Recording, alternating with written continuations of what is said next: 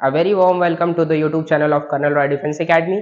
मैं शिवा मिश्रा आज आप सभी के सामने एक नई सीरीज लेकर आया हूं। जैसा कि आप सब जानते हैं कि एनडीए 2024 का फर्स्ट पेपर 21 अप्रैल को होने वाला है और इस पेपर में अब बहुत कम समय बचा है। आज हम एक नई सीरीज लेकर आए हैं जिसमें हम पीवाईक्यूज डिस्कस करेंगे उन सारे टॉपिक्स पे जिसपे मोस्ट प्रोबेबली क्वेश्चंस हर साल आते हैं। जैसे आज आपके सामने एक पीवाईक्यू लिखा हुआ है जो कि स्टैटिस्टिक्स का एक टॉपिक है, कोरिलेशन एंड रिग्रेशन, उसी पर हम डिस्कस करने वाले हैं। आइए थोड़ा इसके बारे में रिकॉल कर लेते हैं कि हमें इसके बारे में क्या इंफॉर्मेशन पता होनी चाहिए इस क्वेश्चन को सॉल्व करने से पहले।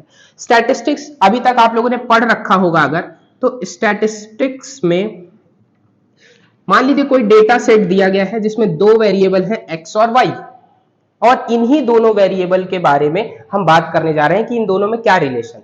अब आप कहेंगे सर दो वेरिएबल, हाँ दो वेरिएबल, बाईवेरिएट डिस्ट्रीब्यूशन की हम बात करने जा रहे हैं। जैसे मान लीजिए x एक वेरिएबल है जो कि नंबर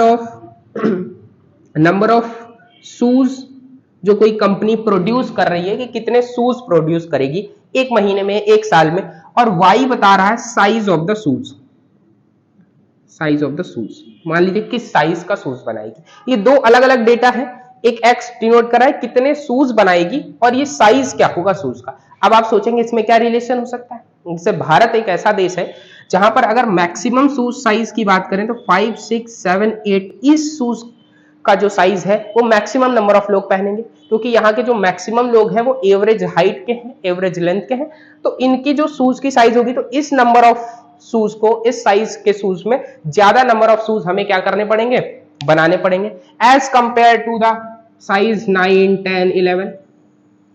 इन साइज के कंपैरिजन में इस साइज का शूज ज्यादा बनेगा। तो ये डेटा कैसे पता चलेगा कंपनी को, या कैसे वो डिसाइड करेगा, तो इसके लिए हमारे पास है कोरिलेशन कोफिशिएंट। एक ही डेटा सेट में दो वेरिएबल डिफाइन किया, इन दोनों के बीच में हम रिलेशन ढूंढेंगे, तो उसीलिए हमारे पास है कोफिशिएंट ऑफ कोरिलेशन।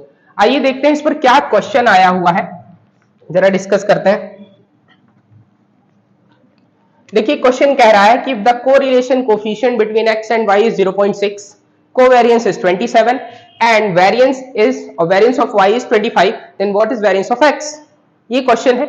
अब एक फॉर्मूला आपको बता रहा हूं कि correlation coefficient rxy is correlation coefficient, correlation coefficient between x and y, this is covariance between x and y upon standard deviation of x and standard deviation of y। यहां पे लिख देता हूं, ये क्या है, स्टैंडर्ड डेविएशन ऑफ x और ये क्या है, स्टैंडर्ड डेविएशन ऑफ y, और ये जो है दैट इज कोवेरियंस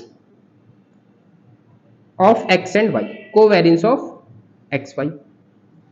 ठीक है, ये हमारे पास फॉर्मूला होता है, इसी फॉर्मूले पर सवाल पूछा गया। अब ये जो स्टैंडर्ड डेविएशन है, सबको पता है कि जो वेरिएंस होता है वो स्टैंडर्ड डेविएशन का स्क्वायर होता है, दिस इज वेरिएंस, और सिग्मा वाई स्क्वायर क्या होगा, ये भी वेरिएंस ऑफ वाई है।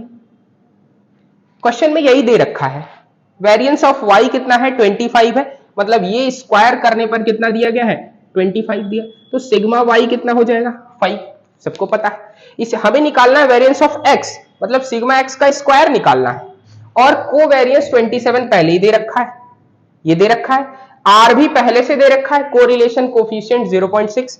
आइए इसको जरा सॉल्व करते हैं।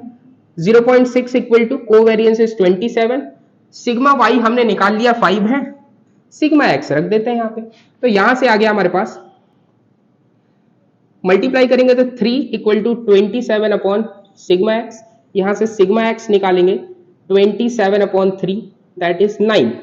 ये आ गया क्या, सिग्मा एक्स, पूछा क्या है, सिग्मा एक्स स्क्वायर वेरिएंस, तो सिग्मा एक्स का स्क्वायर इज 9 का square that is 81, so answer will be first.